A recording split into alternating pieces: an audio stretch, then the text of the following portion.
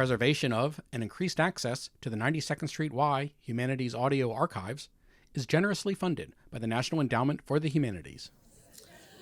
Well, it says 11 o'clock, so I think it's time to start. Good morning, ladies and gentlemen. We have gentlemen.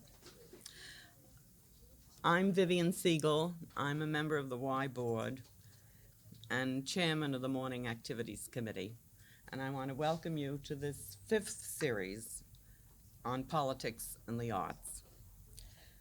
Of course, we felt terrible about what happened to the China lecture, but in a way it was an ill wind because we have planned what will be, I think, a very special program for you on December 9th. I won't go into that now because I don't want to take time from our speaker, but look for a letter and you'll read all about it. The acoustics in this room leave something to be desired. So if you can't hear, please raise your hand at any time and the speaker will understand what it is your problem is. The procedure here, as many of you know, is that the lecture is followed by the question period. I just learned that our speaker's name, he pronounces Broyard, but I think that's too I prefer Broyard. I think that's much nicer. Our speaker, whose reviews, lively and penetrating, appear in the Daily Times regularly, has lectured in creative writing at Columbia and the New School, and on sociology and literature, that's one topic, right? At NYU. His own stories have appeared in The New Yorker, in Discovery, and in other literary periodicals. And he's written on popular culture in publications such as Commentary and Partisan Review. In a long criticism in last Sunday's Times on John Updike, the writer asked this question: who are the novelists who have tried to keep a grip on our experience in the past decade or two? And to whom do we turn to find out something of where we are and what we're feeling?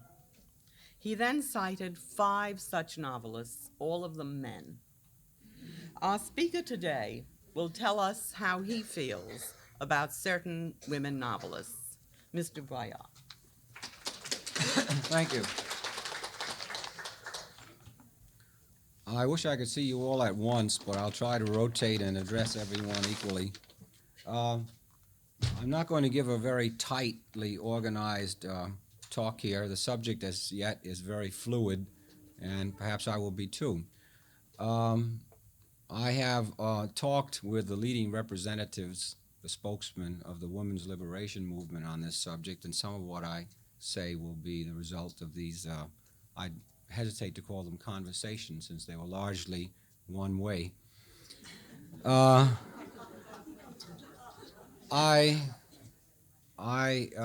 am sympathetic to what women today are trying to do. I'm sympathetic not out of humanitarian or altruistic or unselfish motives. I'm interested. I think that the more complex women are, the freer they are, the more interesting they're likely to be to not only themselves but to me. As Norman Mailer said at the Theater of Ideas, I hope we can come up with something more interesting, less boring was what he said, something less boring than the present arrangement. That's what I want to talk about, the possibilities implicit in this revolution that we're now undergoing.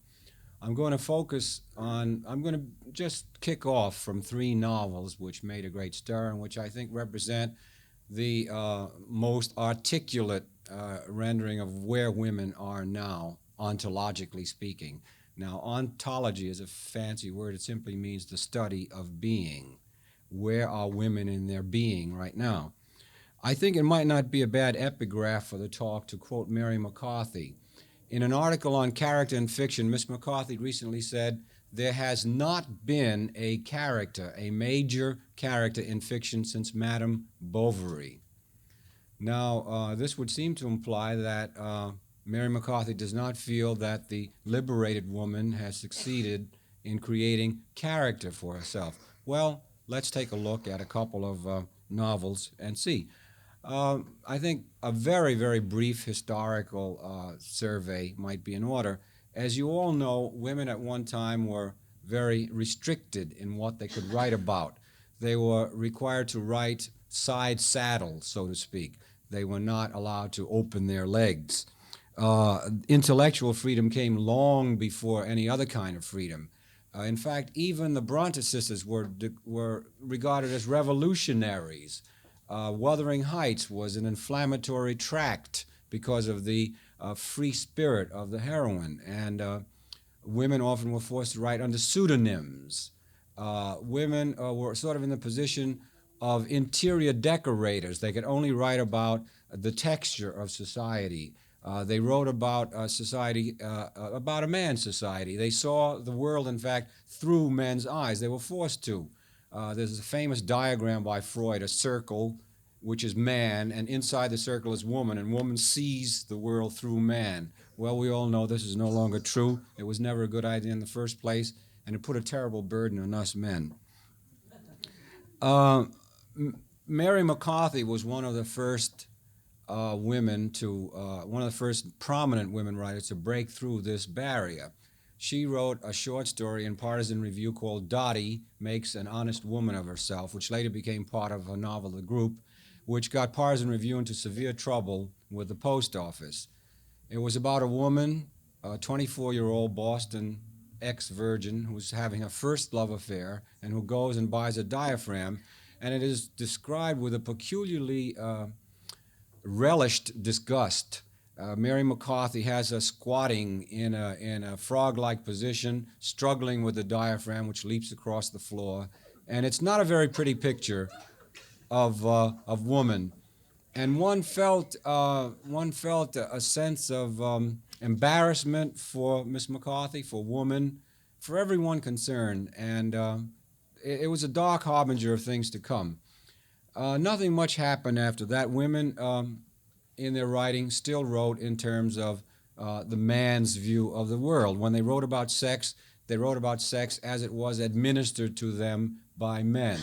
They had little to do but receive and either be satisfied or be unsatisfied. And then slowly they began to change. They began to criticize and to analyze. And these are the ladies, women, I beg your pardon. There's a great to-do at all these women's lib meetings about what you call you, you know. You mustn't be called girls or ladies, but women. Women, all right.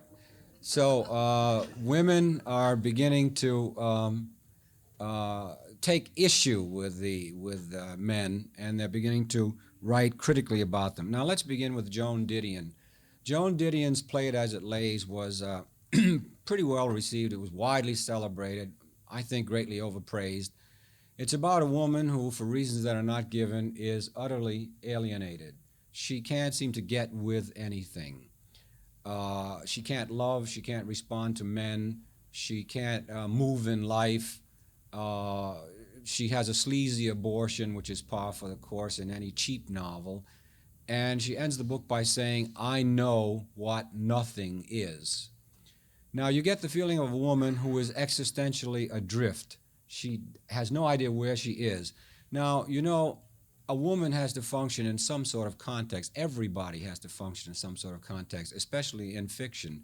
You have to put a woman in a social, psychological, emotional, sexual context before she can do anything. Otherwise, she's simply walking in abstraction, and the whole thing is quite unsatisfying. We have a good example of this in Le Guerrière, the latest novel by Monique Wittig, in which women are independent of men, and they stand around admiring one another, as the author puts it, micturating. I don't think this is a very satisfactory substitute for what we've been having. It's not a distinct improvement.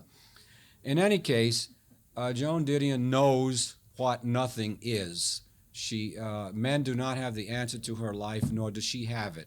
Not everyone can be a career woman, and not everyone can sit and contemplate her ontology, her being, as she would contemplate her navel.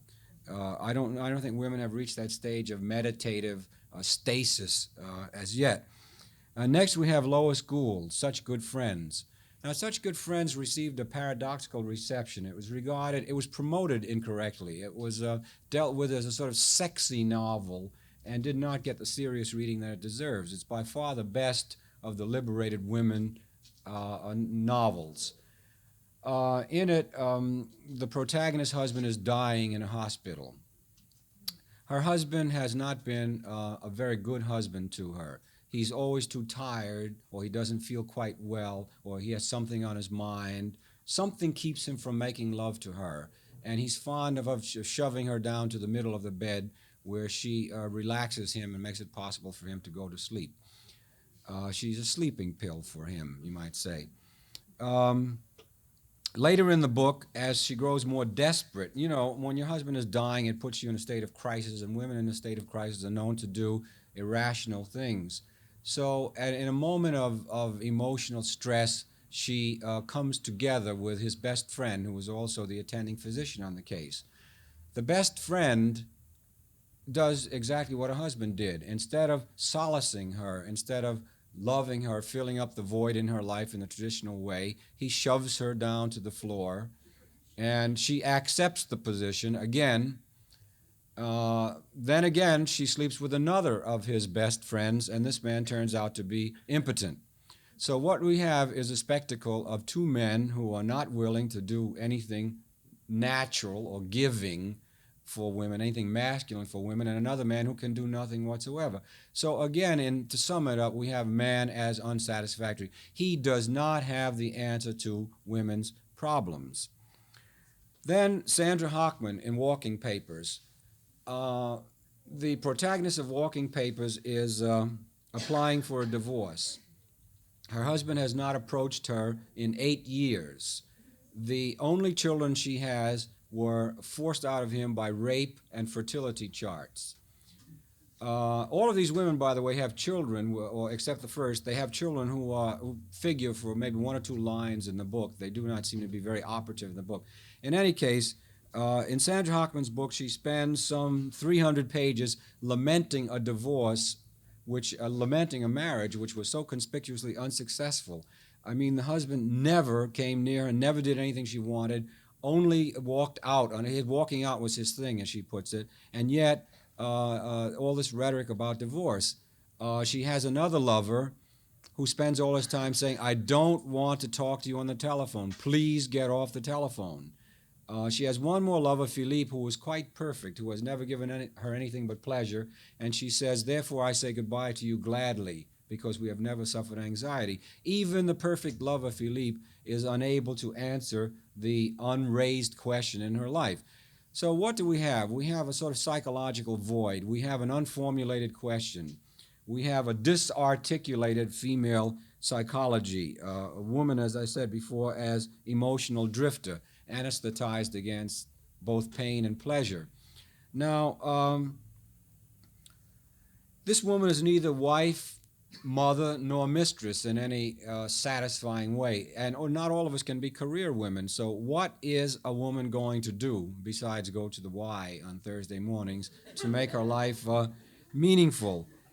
What some of the women have done is to repeat the mistake that men made. I think it's paradoxical that women should repeat our mistakes when they have been so vociferous in criticizing them for making them in the first place.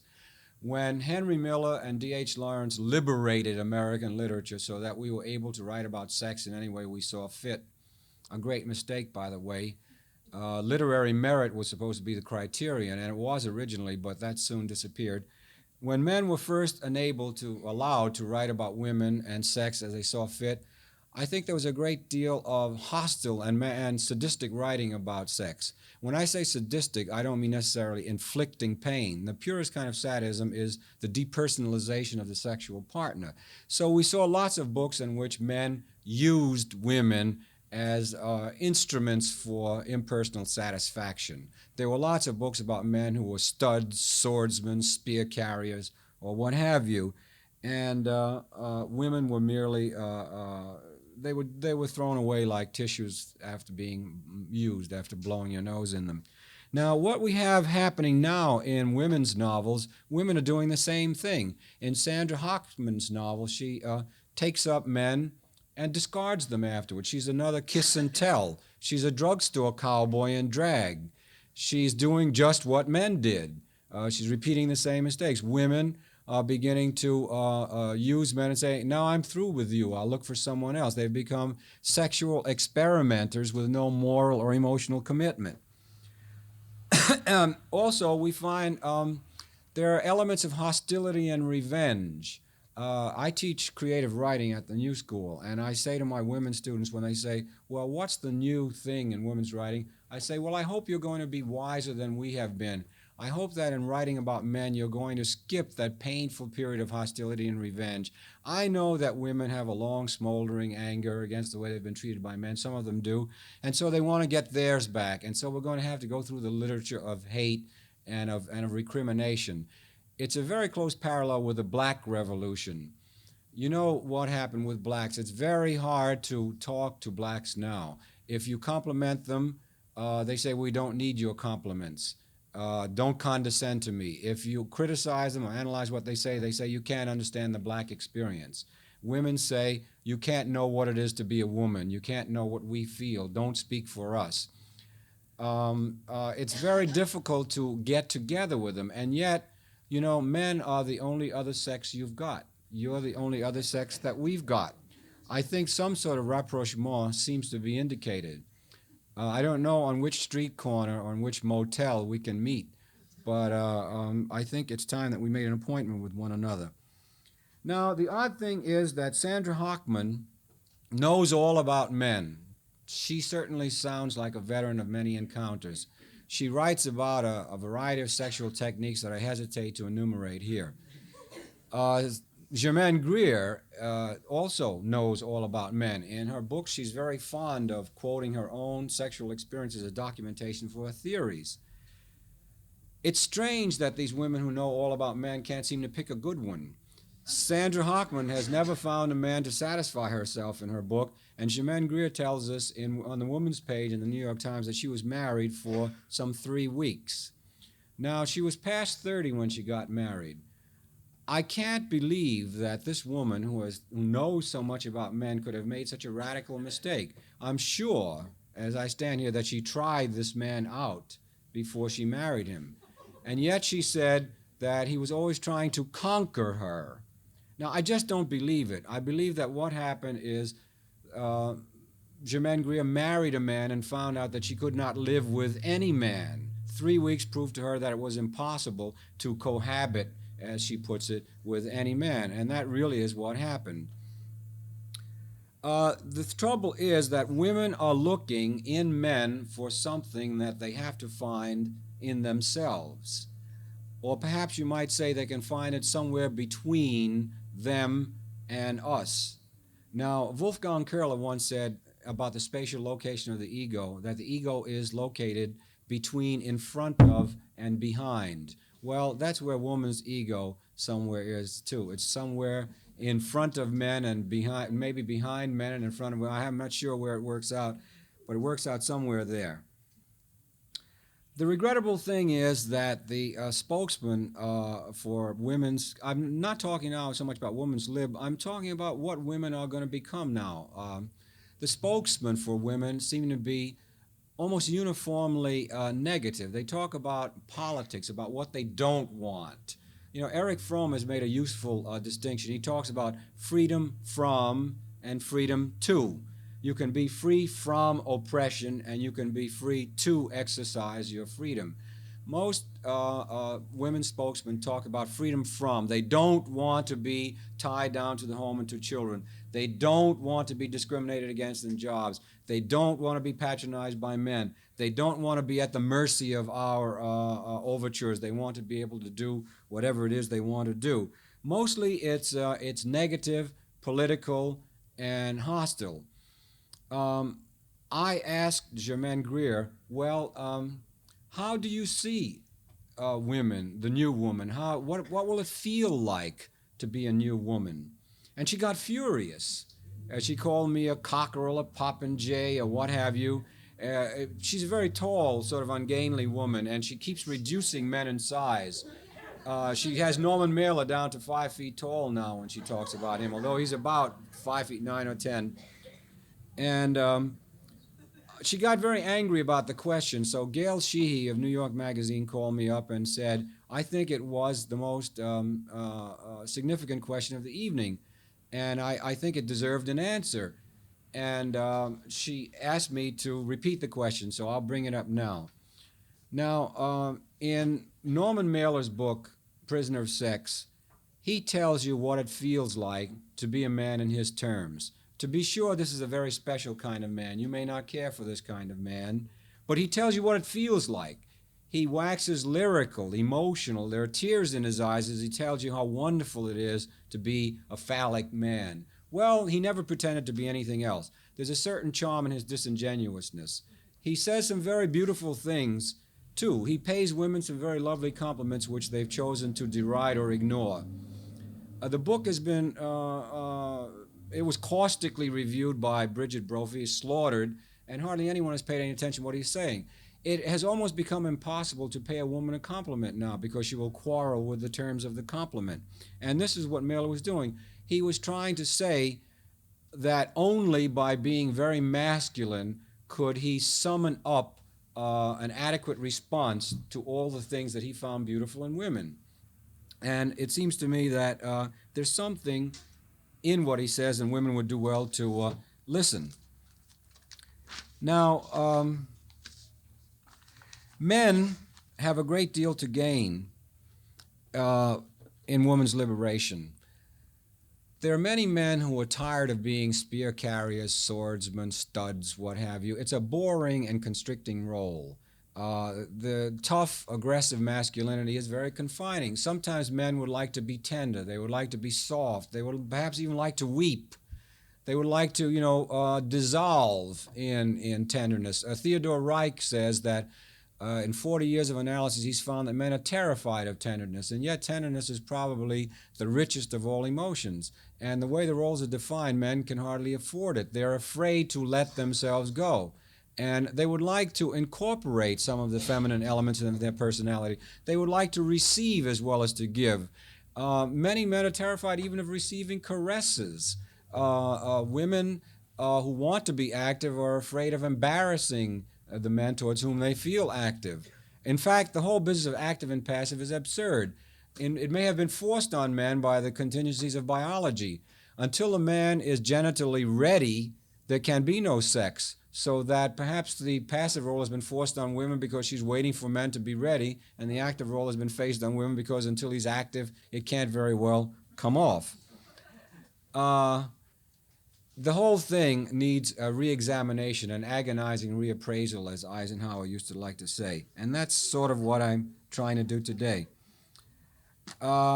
Kate Millett took issue with the idea of passive and active. You know, Freud said that men were innately active and women were innately passive, and he based everything on that. And I want to quote from Kate Millett, a very amusing sentence. I began a review in Life magazine with this sentence. She says, "Not only does the ovum journey through the fallopian tubes and so partake of activity, the sperm are caught, held, and lifted by the plunger-like movement of the cervix and so partake of passivity." So here we see the ovum rushing down the fallopian tube to meet the man like a woman in a taxi. And we see the plunger-like movement of the cervix as it snatches the poor helpless sperm, holds him in place while the ovum socks it to him. And I think she's just as much right as wrong. It's certainly her physiology is right, and the psychology is not very far behind. Where was I?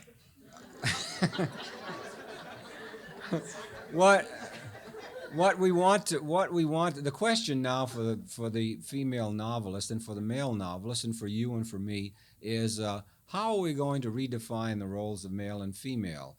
Obviously, nobody is satisfied. Very few reasonable men are satisfied with the role of male as it now exists. It's a heavy burden, let me tell you, being the protagonist all the time. Sometimes one would like to lie back and say, you be the protagonist for a while. You know, like kids playing, they say, you be the robber, and I'll be the, I'll be the policeman.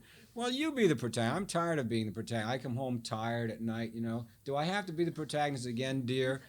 How about you? And as far as the other liberations, you know, I have a wife. I would be delighted when I came home at night if she were full, aggressively full of ideas and, you know, approached me with her ideas. You know, I'd love to listen.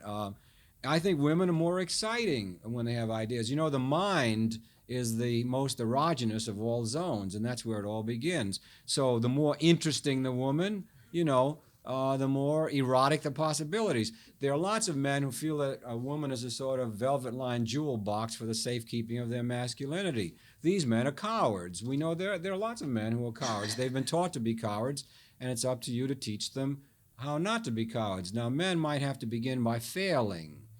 In the literature of sexuality, you hardly ever read about failure. You know, failure, I think, is more poignant in some ways than success. What can you say about a successful sexual intercourse is yawn and then you go to sleep. You're supposed to be sleepy after successful sex. I have a friend who's a young novelist, and we were talking about his novels, and every time he has a sexual encounter, the man makes love to the woman 3 times. He's a sort of ever-ready man, you know. And I said, you know, when people read our novels, they always assume that it's us, you know. I don't care what you say about sublimation in the novel. They always say that it's you. So they assume, I said to my friend, that you always make love to women 3 times. And I was writing a story about a man and a woman, and they had a sexual intercourse. And in the middle of the intercourse, the man lost his potency because of a failure of communication. That somewhere they fell out of empathy, and so he fell out of her. And I said, it happens. God knows it happens. Masters and Johnson will tell you that it happens. And I said, everyone is going to think it's me. I'm going to get a terrible reputation. And I think I'm going to change it, you know, and have him make love to her 4 times. And my friend didn't think it was funny at all. But, you know, I think failure can be beautiful. Wouldn't it be wonderful if a man approached a woman in a stock way, you know, and he came on with a swagger and the shoulders and the athletic, the calisthenics and whatnot, and woman put herself in a passive position. And then in the middle of it, he says, I can't do it. And she says, what can't you do? He said, I can't go on with this charade, this imposture any longer. You know, I'm not Tarzan.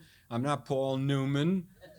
I'm not even Richard Nixon. You know, I'm just a guy who I feel something, and you know, I'm not sure I'm getting it out the right way. You know, I feel as though I want to bring you a flower, and instead I'm bringing you a club. And maybe, and she would say, well, most women would say, Jesus, what's going on? You know, I mean, what's happening? My husband, is he going gay? You know, is this it? You know, do we have to go to marriage counselor? Do we buy a stimulator or what? But if a woman would say, thank you, darling, I'm glad you failed. It's about time you failed. You know, you failed because, you know, the imposture can only last so long. Now let's start all over again. Let's work our way forward from the beginning. Let's grope, touch, kiss, fondle, and learn. You know, let's go back to kindergarten and start from scratch. You scratch my back for a while. That's what they do in Masters and Johnson. They make you scratch each other's backs for a while until you finally get together. Then I think, you know, with the advent of some sort of tenderness and communication, with some sort of psychological and emotional ideational context, maybe the sexes wouldn't be thrown back so much in technology. I have to read lots of novels, you know, and I can't tell you how much technology there is in the sex today. You know, there's so many permutations and combinations of position, stimulation, orifice, aperture, that, you know, polymorphous perversity. My students use this word all the time. I say, what the hell is that, you know, polymorphous perversity?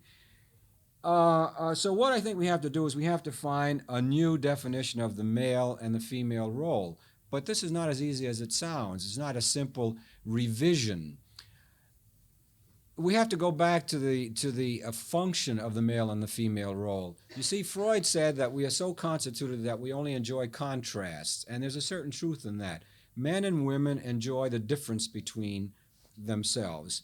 At one time after the Russian Revolution, there was what was called the glass of water theory of sex. If you're thirsty, you drink a glass of water. If you feel sexy, you say, "Comrade Mary, let's have sex." And it was discovered that the sexes were quickly losing interest in one another and that homosexuality was developing at an alarming rate. So they cancel out the glass of water theory of sex. Now, symmetry is really not very stimulating. Even homosexuals who have symmetrical physical equipment articulate themselves into male and female to provide some sort of contrast. So we have to find some sort of duality. We have to find a choreography between men and women that will serve. And it has to have some sort of symbolism. As I say, man, he's a symbol-making animal, and the mind, being the most erogenous of all zones, needs symbols to work on. It's really the symbolic in the woman that a man responds to. No matter how sexy she looks in her hot pants and no bra, it's because she symbolizes something that you want her. Men don't always want the most beautiful women or those with the biggest breasts. They want the ones who symbolize something very deep in their unconscious. So we're dealing here in terms of symbols, and we have to find a new symbolism. Now, male and female, in the traditional definition, served very, very well. The idea of male and female, dominant and submissive, or active and passive, what have you, was sanctioned by biology, it was sanctioned by the church, it was sanctioned by convention, it was sanctioned in every possible way. Men believed in it, and it worked for them. It produced feelings of an unmatchable intensity. When men and women were most differentiated, most antinomously divided into male and female, they were most attracted towards one another. When men dangled swords at their hip and women wore décolleté to emphasize the difference, that's when they were most excited by one another. And the more casual they become, the less excited they are. Robert Frost once said that free verse is like playing tennis with the net down. So is free love. It can't be free. Love is not free. Sex can be free, but when sex is free, it really doesn't mean anything. Do you know the archetypal sexual symbol is the stud, the stallion. A stallion copulates in 11 seconds.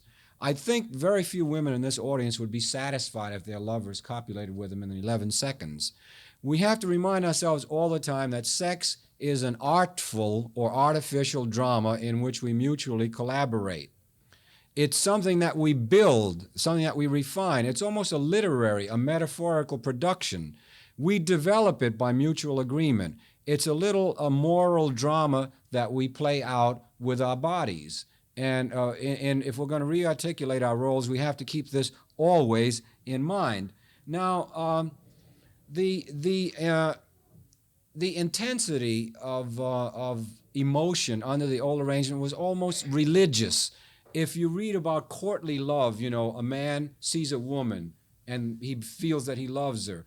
In several months, perhaps he will send her a flower, which will say something very shy in the language of flowers. A few months later, he will wear her kerchief or her scarf in a tournament. And perhaps a few months later, he will do something just a tiny bit more aggressive. And then finally, after a year or two of courting her from a distance, he will meet her in a wood somewhere while her husband is off on the crusades, and they will tumble together for a couple of hours in a joy that's almost indescribable. It was really an awesome business. Women had almost a religious significance for men and were treated as such. Men did treat women as though they were religious objects, as though they were holy. To elaborate on this idea a bit, I'd like to give you an idea of what the holy means. At the dedication of the Cathedral of Canterbury in 1132, there was a mile-long procession of the clergy and the noblemen. They were all dressed in their finery, the clergy in gold and red, and the nobility in whatever it may be. They were carrying all sorts of banners, pennants, religious artifacts, and what have you. And this mile-long procession wound through Canterbury chanting in Latin, "This is an awesome place. this is an awesome place. And at the climax of the ceremony inside the cathedral, the king raised his jeweled sword and said, I do declare in all my authority as king, vested in me by God Almighty, that this is truly an awesome sanctuary. Now, that's the kind of emotion that you can't get anymore. And that's the kind of emotion that men felt in those days for women.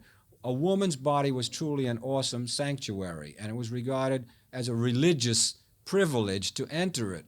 And I think women benefited by this. I think it was the best cosmetic that they'll ever find. I don't think Elizabeth Arden can come up with anything like it. Where was I? This is a complicated thing to talk about. It's such a wide open subject. I think the love poetry of the time would have been impossible. The poems of Donne, for example, on his mistress going to bed, "Oh, my America, my newfound land," and Marvel, "Had we but whirled enough in time," to his coy mistress is one of the most beautiful poems in the world. Of course, women have become coy in a different way. Germaine Greer went on television in front of millions of people last Sunday night to be coy. Not to be coy about giving, but to be coy about not giving. Religion produced Bach, it produced Chartres, it produced St. Thomas Aquinas, it produced the religious sonnets of Donne, it produced all sorts of intense things, and will never come up with anything that will be able to equal this emotional intensity. I think that the male-female relationship produced the same sort of intensity. It focused, an almost unbearable focus. I think there are times, I know it from my own experience, that you feel that if you are not given love from the particular person you want it from, that you will die. It seems like a matter of life and death. I think that men and women used to climb into bed not with a neon sign of the motel as a backdrop, but with the cosmos, with heaven and hell. I mean, they risked their souls to go to bed, and it gave a weight to what they were doing. Now, Norman Mailer has taken the position that women should not use contraceptives, and women have been very sarcastic about this. Now, of course, Mailer is sometimes talking metaphorically without admitting it.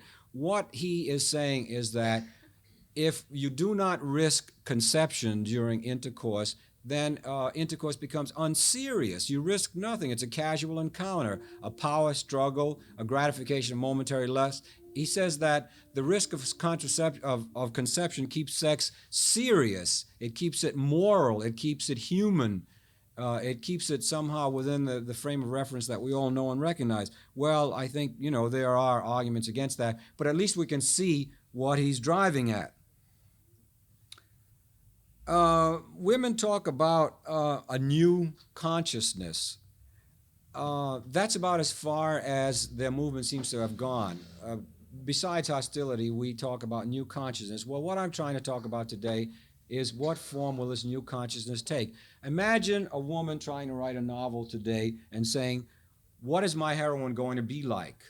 It's an almost impossible question because she exists on the threshold of an abyss. She really does not know what she's going to be doing. She doesn't know how she's going to be behaving. If she has children and they're taken care of by a daycare center, what is she going to do with all the time that she has on her hands? If she is completely free of her husband's domination, how is she going to express her freedom? What is she going to become that she is not already? What are her new joys, expressions, or dimensions going to be?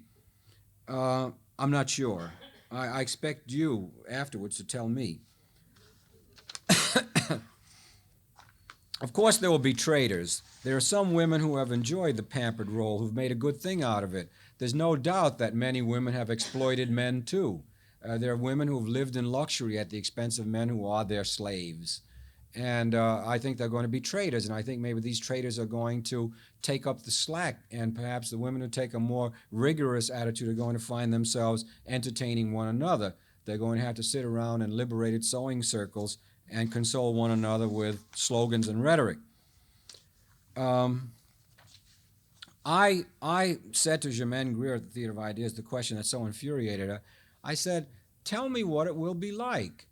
And she said, why do you keep demanding that I tell you? I said, I'm not demanding that you tell me. I said, I'm appealing to you. I'm not asking you what you propose. I'm asking you what you think. After all, you have written the best and best known book on this subject. You have done the research. You have done the thinking. You have had the experience, as you point out so eloquently and repetitiously in your book. If anyone is going to tell us what women are about to feel, you would seem to be the logical candidate. Who else is going to tell us?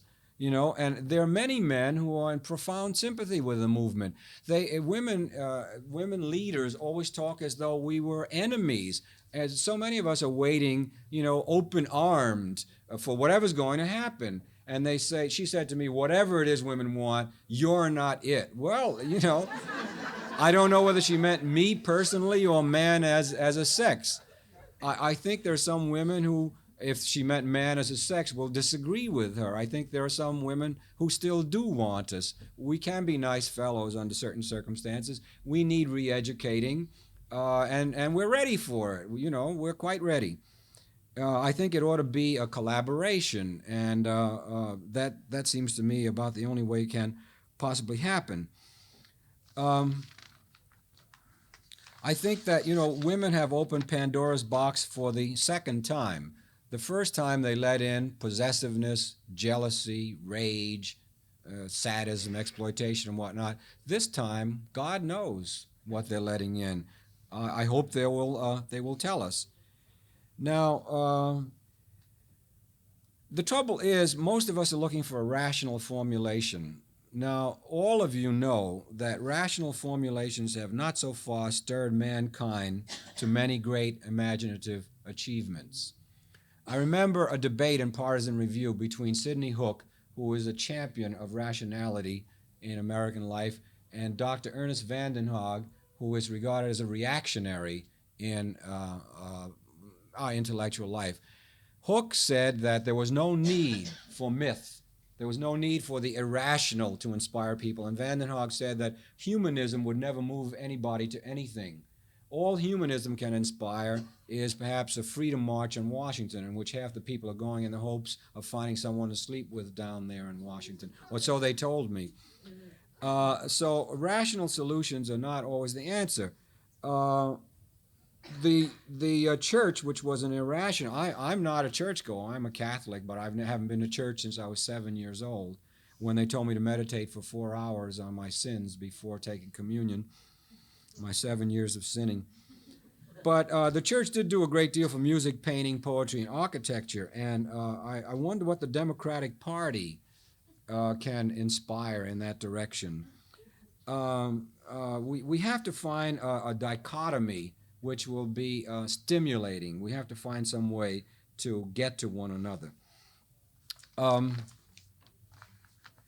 I think that women have to remember that the whole business between men and themselves is irrational. So I think that they have to leave an irrational space somewhere in their psyches or their bodies that men can enter and be happy in. What this irrational space will be, I don't know. Now, I think there's little doubt that the women's liberation movement is going to succeed. The mood of American society is such that almost any movement succeeds today, any liberal movement. It seems to me that we have such a passion for liberty, for freedom these days. It's become such a fad that we're willing to sacrifice almost anything in the interest of greater freedom. Now, freedom is a two-edged sword. You know, the bulldozer that clears a path to the beach for the poor people also knocks down a great many beautiful buildings. And I think in freeing women from their subjugation, from the male yoke, we may give up a good deal that is beautiful in the human personality. To take a parallel from art, say, most of you know Picasso's Blue Period. Here are some of the most haunting images of women ever articulated. One of the most rarely reproduced is Woman with a Crow, which you may not know, but you've seen many. There's one of a woman putting up her hair. Women were very beautiful in Picasso's Blue Period. Now, wouldn't it be a pity if, in the interests of justice, of liberation, that they all had to have the frying pan ugliness of, say, Leger's women? You know what Fernand Leger's women look? They have faces like frying pans. Well, it would be a pity if women gave up the beauty that they had achieved, which was a work of art. You know, personality is a work of art. To give that up for some form of abstract militancy, which can hardly be put to practical use. So what I'm trying to say is, can't we save something? I knew a man in Barcelona whose job was tearing down old mansions and putting up ugly new housing projects. But what he did when he tore down the old mansions was he kept the wonderful windows, doors, lintels, mantels, whatnot, and he built a house for himself out of them, using them all. Well, maybe that's what you ought to do. Maybe you ought to keep all the beautiful things and just tear down what's no longer functional. But a mood of anger is really not a very good mood for working out differences. And so I think there has to be a certain calming down. I think we ought to meet and shake hands again. I don't think shaking hands is a form of sexual aggression. I think the course of recent civilization has been one of a removing of differences. But there's a flaw here. We have been removing not only discrimination, but we have been removing discriminations with an S on the end. Discriminations in the sense of the differences between one thing and another, the qualitative differences between one thing and another. We're so afraid of discriminating in the sense of prejudice that we no longer discriminate in the sense of evaluating. So I'm afraid that maybe in the women's movement what will happen is that we will not discriminate in either sense. We will simply throw out many of the beautiful things that you have become and replace them with God knows what. B.F. Skinner says that we can't afford freedom, that it's too dangerous, too explosive, that it's an unstable element, and that it's more threatening than it's worth, that it would be better to settle for a benevolent rigidity than to take the chances of total fluidity. And I don't agree with him in principle, and yet I must say in practice that there's a great deal to be said for organization, and that freedom certainly has thrown the country into a turmoil. You read the papers now, and you have freedom coming out of your ears, and yet nobody seems to be enjoying it very much. And I think men and women, our real business is to enjoy and to increase one another's power. I used to think the ideal image of woman was as a launching pad which sent her husband off to the greatest possible distance. And now I think perhaps we'll have to revise that, and we'll launch one another. I don't know where we're going to launch one another. I feel that it's a very exciting prospect. I'm thrilled in advance. I'm all goose pimples with curiosity as what you're going to do next. I think many men are too. It's a bit of a circus, and on the other hand, it's something more than that too. You, I suppose, hold the key in your own hands. I only hope that you will refer to us once in a while for our opinion. I think that's about. Oh, one more thing. I would like to bring a remark from the Bible. Have I talked long enough? Yes. Bring a remark. A remark from the Bible. In the Bible, they say, "After such knowledge, what forgiveness?" Well, it seems to me that the new woman knows so much. Can she forgive us? And can we forgive her? She knows so much about our vulnerability, about our uptightness, and she knows so much about herself. Can she forgive herself? Can she forgive us? Can we forgive her? I don't know. I only hope that she's not going to be like the woman in the poem by Wallace Stevens who says, "I have wiped away moonlight like mud so that only I remain. I have said no to everything in order to get at myself." Well, maybe there's a little yes too. As the existentialists like to say, behind every no, there's a passionate yes. So let me hear now your passionate yes.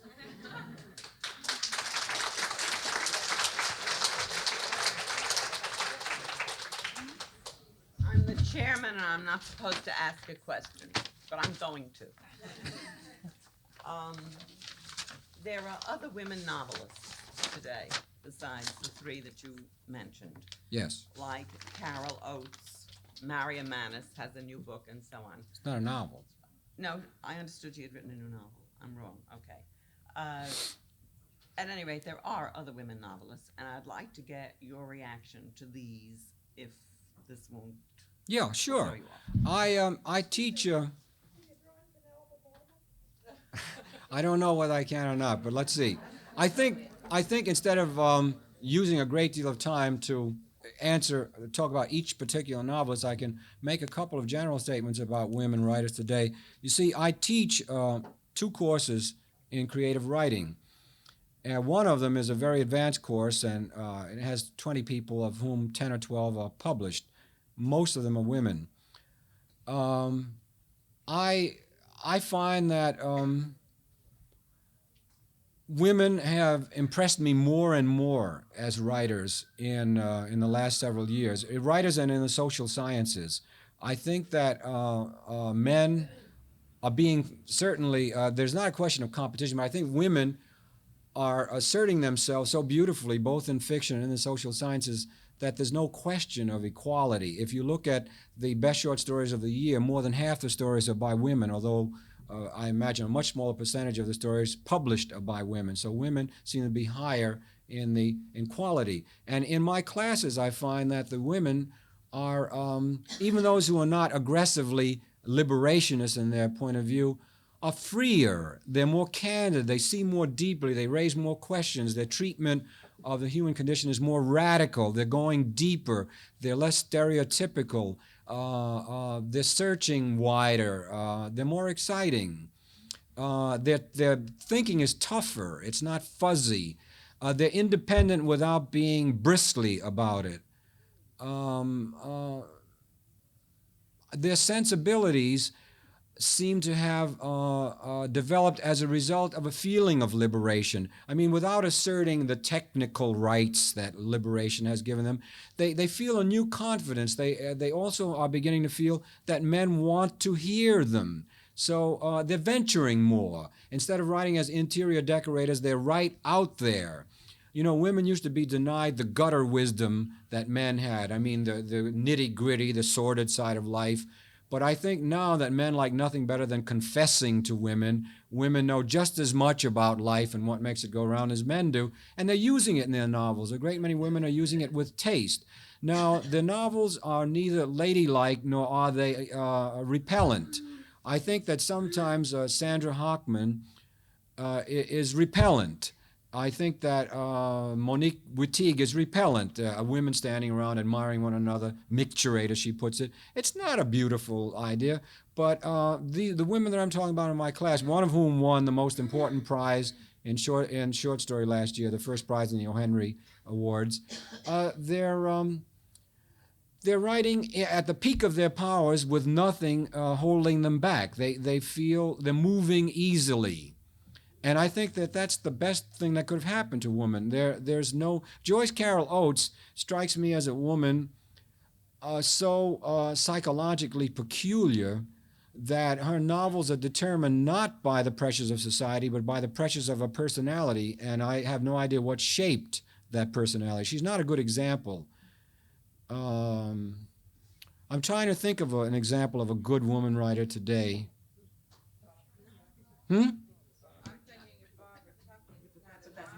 She's not a novelist, no. In the social sciences, women are very strong. I think Margaret Mead, for example, is a very lively, intelligent woman. I've never found her.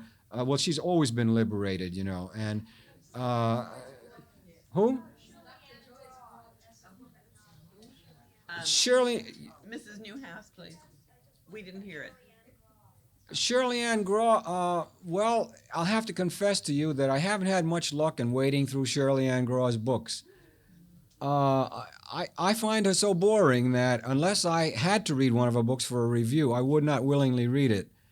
Perhaps I find her boring because she's such a conventional sort of writer. I think Carson McCullers was a conventional writer who also bores me.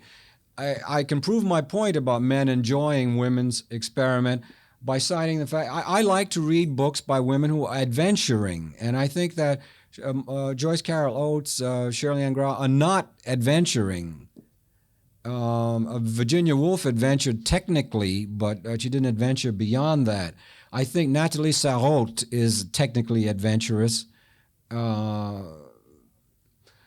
I can remember a number of obscure, marvelously written books by women, like Fausto's Keyhole by Jean Arnaldi, which was badly reviewed and hardly sold. One of the most beautiful first novels I've ever read. I don't know what's happened to her.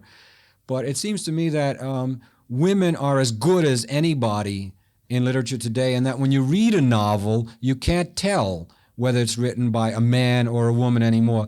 There's no such thing as feminine writing of necessity. Some women choose to write in a feminine way. There are certain things that some women choose not to say, certain attitudes they prefer not to take on, but it's not imposed on them. They can do what they want without embarrassment or censure. How do you feel about these writers, mystery writers, or Agatha Christie type? There seems to be a proliferation of Indeed. You know, I look at the shelves. I once in a while try to read a mystery to escape from serious literature. You know, just as an escape as you go to a movie. And I look at the shelves, and all of the novels, literally, there's a shelf about this wide, and I would say there are only 3 novels by men, mystery novels by men. So it seems to me that here's an example where women got into literature early because it was only a playful form of literature. They were allowed into suspense writing because it was playful. It was not serious. It was a game, and there was no harm in it. But I think that the suspense novels by women are... they're a welcome respite from the violence of some of the others, but they're... I find them, they're written for women, really. You know, the Gothic ones especially don't appeal very much to men. It's possible for women to have stories that are for them, particularly, just as men have hunting and fishing stories, you know. I find it hard to read women suspense novelists, but then suspense novels is something I'm not an expert on, you know. Mrs. Sykes had a question. Yes, Would you stand, please? sure. Regarding what I would consider almost a phenomenon of Sylvia Plath, the resurrection, do you consider that in terms of her as a woman, or the death orientation? Would you? The question was how would I place Sylvia Plath in the present mood of women in society? I think that Sylvia Plath, I think, expressed more poignantly than anyone else the dissatisfaction of woman with her role in society and in herself. I think that her suicide was a statement to this effect, that I can't find satisfaction in this world, and so I will leave it. But in poems like Will You Marry This and poems like Lazarus, I think she has shown with excruciating vividness what it feels like to be a woman and to be up on the block, so to speak. You know, will you buy me? Will you marry me? Will you take me? Will you keep me? I think that she really has gone to the very limits of woman's sensibility in the sense of woman's lament, but that she has very little to say about what comes after. She was not so much a prophet as a diagnostician, and her diagnosis was so painful that you might say it helped to kill her. So I think that, you know, she's one of those blue notes in the prelude to the woman's lib. With that. I feel as though you are a romantic and sensitive, and that you would like a reciprocal, tender, loving care arrangement between a man and a woman. And I'm all for it. But the one thing you didn't talk about is the economic situation. I feel that women should have the choice to be able to do anything that a man can do. And I feel that a man likewise should have the choice. I mean, suppose the woman wants to be the wealth of the family, and the man wants to stay home and take care of the children, etc. But you're overlooking the fact that in government and in business, woman does not have an equal share. Oh, I'm not overlooking it. Fighting for. I I think these examples, you know, Germaine, Greer, and Kate Millett, and these other people are, well, I think they're just not good for the movement. Well, you know, we've been talking in terms of literature. There's a great deal to be said in terms of politics. You know, women are not doing so badly in politics. We have two prime ministers of major countries who are women. We have women representatives in government, and the movement seems to be growing. On the Susskind show, we had this absurd. Well, you know, let me tell you, I think that women would be foolish to get into that bind. I think they don't know when they're. As Nolan Mailer says, there are many jobs that men have that are humiliating to his ego. There's a question over here. Well, I don't really feel that we fully answered this question. I wanted to bring up Dr. Berman. Dr. Berman was on the Susskind show with me, and his only claim to fame is he seems to have discovered, I say in quotes, that women have a cyclical hormonal condition. While they are menstruating, they are irrational, he says, subject to irrational impulses, and this would make them irresponsible for those 5 days, and therefore they could not be president. Well, besides doubting this hormonal theory, I said to him, well, why can't we let the vice president run the country? And she can have a different menstrual cycle. That will be the only... Furthermore, men are under so many variegated pressures that a hormone, more or less, could hardly make a difference, you know. I would not have the slightest objection to having a woman as president. I'm by the way, sort of prototypically male in most of my relations with women. I'm not a softy or a fairy or what have you, but I simply think that men are bored, you know, and so I don't want you to misunderstand what I'm saying. I know men who grew up passive and who can't play football and who aren't strong, and you know, and they've welcomed woman's lib as a relief from the ardor from the ardorous nature of the male role. I hope I'm not one of those, but I feel I'd be perfectly willing to have a woman president. I do not feel that women are more irrational than men. I think that men's egos more often interfere with their judgment than women's. This is historically conditioned. I think that men have been so pressed competitively by our society that the egos have run a bit amok, that a man's ego is a trickier thing these days than a woman's. A woman's ego has been kept down so long that it has been trained to a kind of discipline. So I think that I would trust a woman's ability to behave rationally sooner than I would a man's. I think the disposition of troops is a problem that a woman can analyze just as well as men can. I really don't see the problem.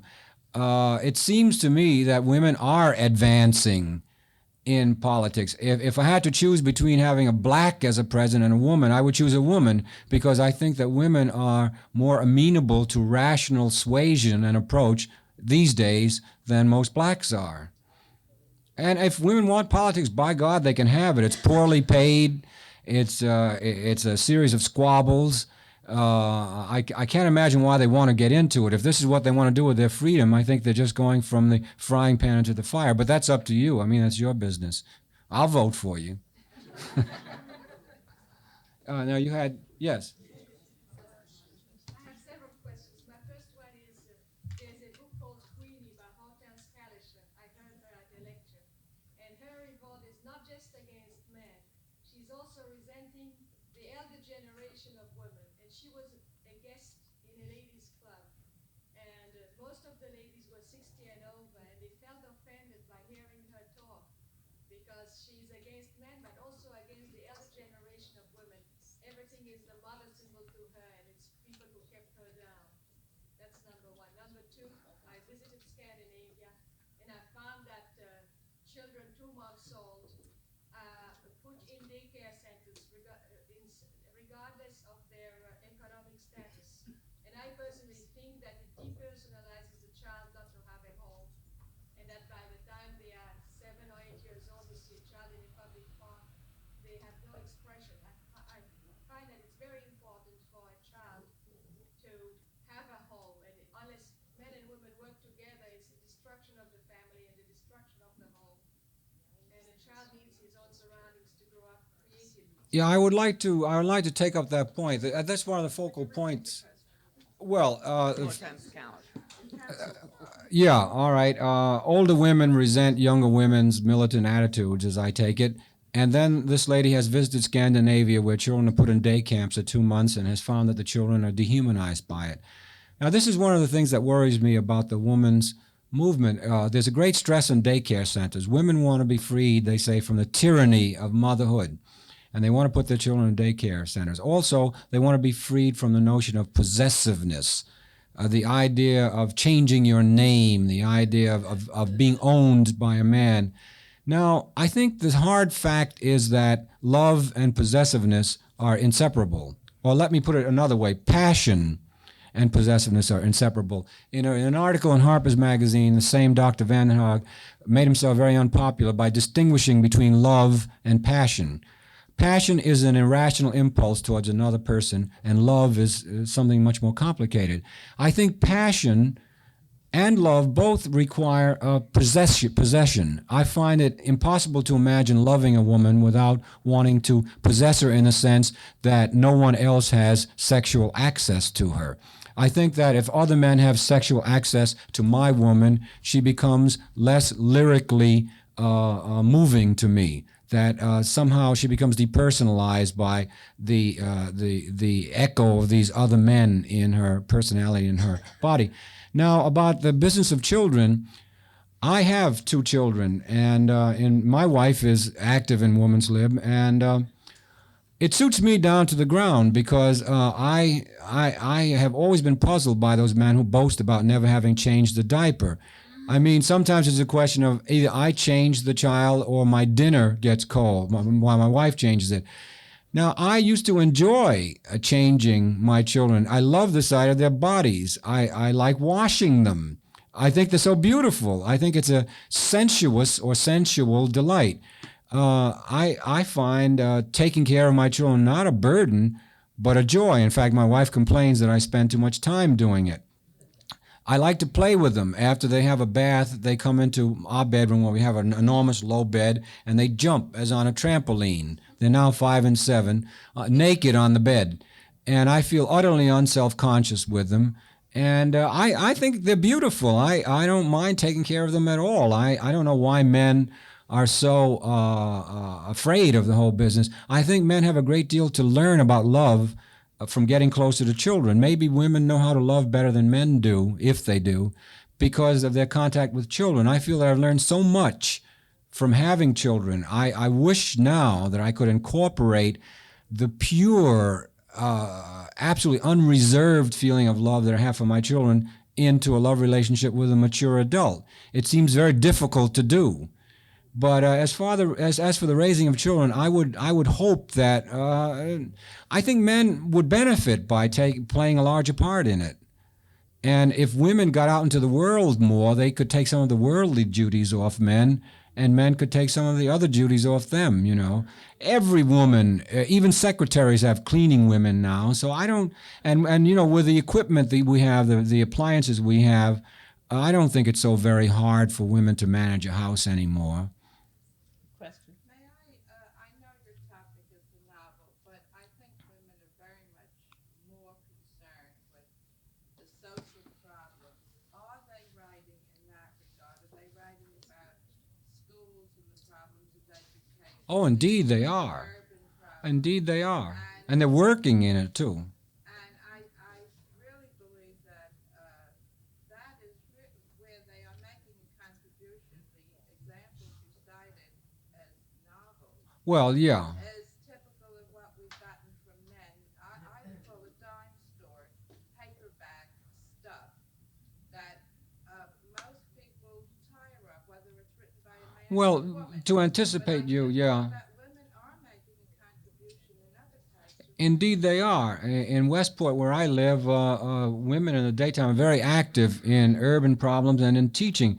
In fact, I had a $170 phone bill this month, local calls only, because my wife is so busy phoning people up to get them to do something about the school, about the this, about the that, and the other.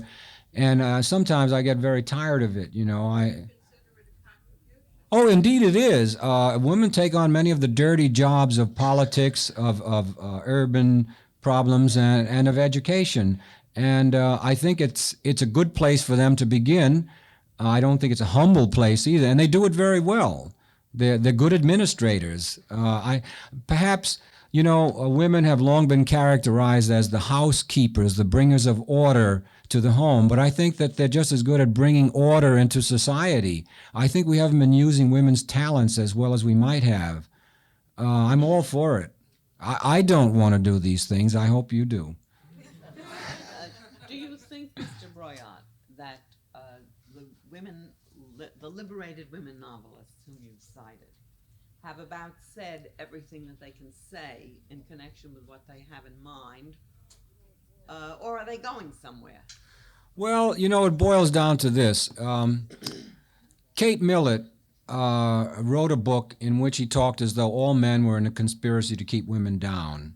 She quoted out of context, misquoted, and generally botched a number of male writers to prove her point. It was the first time anyone had said these things, and so she made a stir. And then along comes Germaine Greer, the swinger, the groupie, the what have you. And men were so pleased to find her witty, reasonable, not hostile, that she was overpraised. But actually, there are a great many things wrong with Germaine Greer, and she hasn't even suggested what women ought to be doing. Finally, on the Susskind program, I cornered her, and she could no longer dodge the question. I said, well, what do you think? And she said, I think that until we have a new form of government, until we do away with capitalism, the lot of women will not change significantly. Now, this is one of the greatest cop-outs that I've ever seen. In other words, it reminds me of what a friend of mine said about Kenneth Burke. Kenneth Burke was a literary critic with a very philosophical orientation. And this friend of mine said, you give him a sonnet and say, what do you think of it? And he has to revise your whole cosmology before he can criticize your sonnet. Well, Germaine Greer says, the idea of capitalism, of people owning things, is just so impossible that women will never be free until, and she thinks that China perhaps is the answer. In fact, she's going to China now, where women have organized into collectives. It's significant, by the way, that since Germaine's book has come out, that she's allowed herself to grow increasingly unattractive. When she first came here, she was a rangy-looking woman with a sort of Raggedy Ann doll style. But the last time I saw her, she was getting very lumpy around here, and she was distinctly badly dressed. So apparently she has abandoned all pretensions to swinging and is dedicating herself to the more political solution. I don't think you can expect much from her, and I don't know how many of you are prepared to exchange capitalism for an ambiguous freedom, a bird in hand. Excuse me, we have time for this last question. What is it?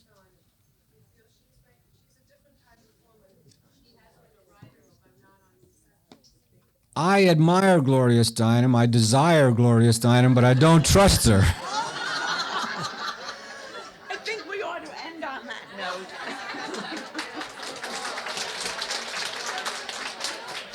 Thanks for listening. For more information on the 92nd Street Y, New York, and all of our programs, please visit us at 92ny.org.